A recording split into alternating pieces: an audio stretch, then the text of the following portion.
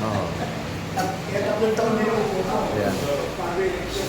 Eh, binagyan apat. Kaso, yung apat, kinain yung kulang taon. Kaya yung sa susunod.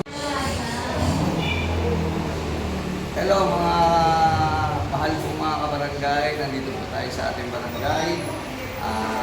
Another project na naman po yung mga ginagawa natin. Ayan po, tulad po ng CCTV. Napakalaki po, para kayo nasa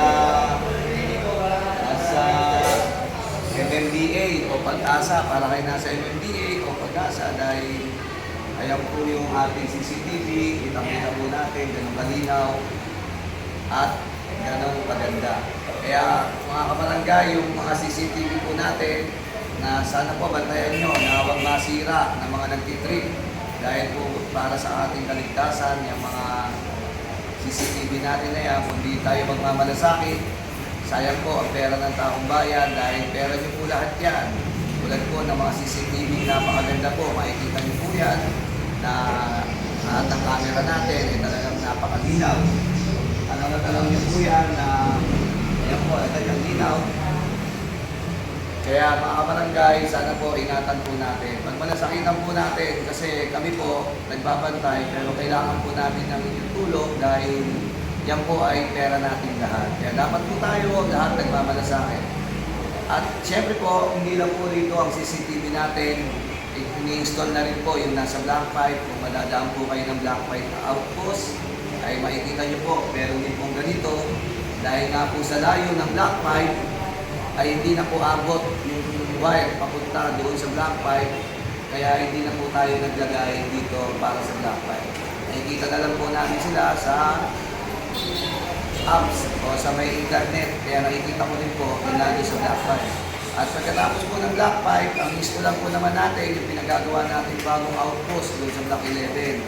Napakatagal na po na wala tayong CCTV, lalo na po sa Sawata Area 2.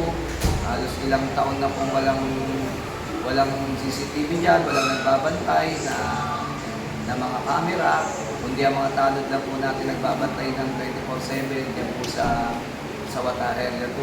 Kaya yung Talinong Outpost, in-install na rin po ng ng CCTV, ganito. Ang PISPAN, in-install na rin po yan, ng CCTV.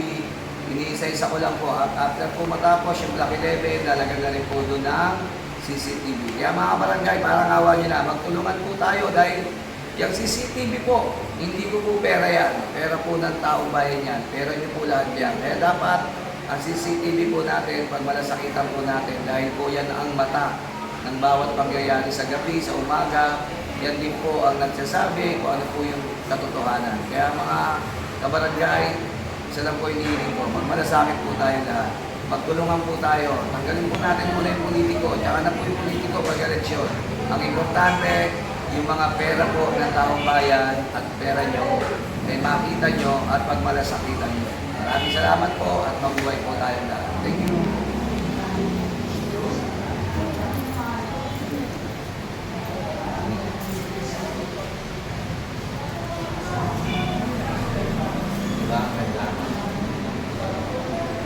Okay na, Kap. Linaw, diba?